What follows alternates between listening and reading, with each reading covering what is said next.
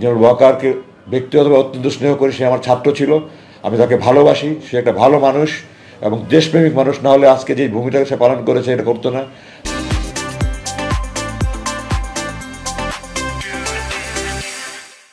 বর্তমান সেনাবাহিনীর প্রধান উনি আমাকে দেখা করেছেন এবং আমাকে দাওয়াত দিয়েছেন ওনাকে যাওয়ার জন্য। আমি হয়তো ইনশাআল্লাহ কিছুক্ষণ পরে ওনার আপনাদের শেষ করে যাব। উনি আমাকে প্রতিশ্রুতি দিয়েছেন আমার সাথে যা যা অন্যায় যাবে সব কিছুর উনি প্রতিকার করবেন। যেমন আমি অলরেডি আপনাকে উদাহরণ দিয়ে আমাকে অবাঞ্ছিত ঘোষণা করা হয়েছিল, উনি এটা প্রত্যাহার করে অলরেডি চিঠি দিয়ে একজন জেনারেলকে পাঠিয়েছেন, লেফটেন্যান্ট জেনারেলকে পাঠিয়েছেন। হাতে হাতে আমার কাছে গতকালকে এটা হস্তান্তর করা হয়েছে। উনি আমাকে যে গুম করেছিল, কারা করেছিল, এর জন্য উনি একজন লেফটেন্যান্ট জেনারেল র্যাঙ্কের অফিসারকে চেয়ারম্যান করে, একজন মেজর জেনারেল র্যাঙ্ক এবং 3 জন ব্রিগেডিয়ার জেনারেল র্যাঙ্কের অফিসারকে যে একটা কমিটি করে শুধুমাত্র আমার ব্যাপারটা তদন্ত করার জন্য উনি কমিটি করে দিয়েছেন। এটার জন্য আমি ওনার কাছে কৃতজ্ঞ। আমার বিল্ডিং নির্মাণ স্থগিত ছিল, ওটার জন্য উনি পারমিশন অলরেডি দিয়ে দিয়েছেন, কাজ ইনশাল্লাহ শীঘ্রই শুরু হয়ে যাবে। এটার জন্য আমি ওনার কাছে কৃতজ্ঞ।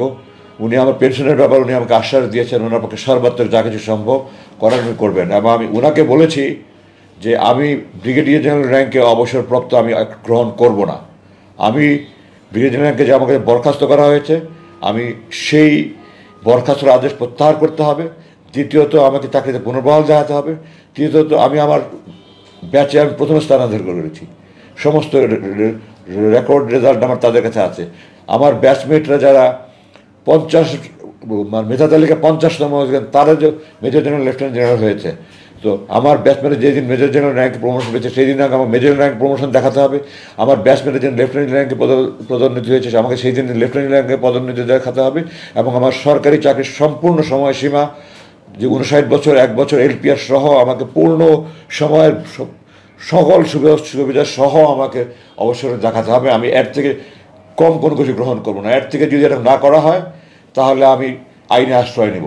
এবং উনি আমাকে প্রতিশ্রুতি দিয়েছেন যে উনি ওনার সাধ্যের মধ্যে থাকে উনি এটা করবেন, ওনার সাধ্যের মধ্যে না থাকলে উনি প্রয়োজনে উনি এই তত্ত্বাবধায়ক সরকার প্রধানমন্ত্রীর সাথে কথা বলে উনি এটা ব্যবস্থা করবেন, এই ধরনের আমাকে উনি প্রতিশ্রুতি দিয়েছেন। আমাকে আশা করি আমি জেনারেল ওয়াকারকে ব্যক্তিগতভাবে অত্যন্ত স্নেহ করি। সে আমার ছাত্র ছিল, আমি তাকে ভালোবাসি। সে একটা ভালো মানুষ এবং দেশপ্রেমিক মানুষ, না হলে আজকে যে ভূমিটাকে সে পালন করেছে এটা করতো না।